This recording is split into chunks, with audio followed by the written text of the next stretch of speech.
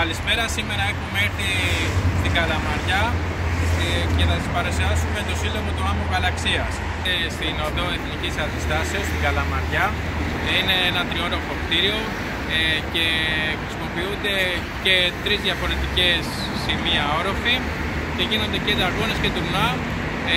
Έχει σκάλες, είναι στενή, αυτό δημιουργεί ένα πρόβλημα όταν γίνονται διάφορα τουρνουά που δεν υπάρχει χώρος να κάθονται οι γονείς, αλλά γενικά για τους κακιστές είναι ευρύχωροι οι αίθουσες. Έρχεσαι και από το περιφερειακό άμα θέλεις και από το κέντρο της Θεσσαλονίκης και επιπλέον πλέον έρχεσαι και με το μετρό. Σταματάς στη στάση Βούλγαρη και μετά με 10 λεπτά περπάτημα από όσο λένε έρχεσαι και με το μετρό. Είναι ένας ωραίος χώρος και μπορούν να γίνονται διάφοροι αγώνες και προπονήσεις.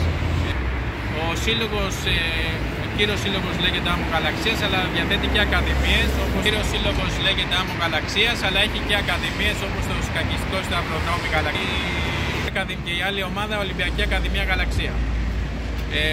Ο Άμμου Γαλαξίας έχει συμμετέχει είναι μεγάλος σύλλογος, έχει πάρει πρωταθλήματα στις μικρές κατηγορίες. Θα δείξουμε και χώρους, θα σας δείξουμε και στιγμιότυπα από τους χώρους.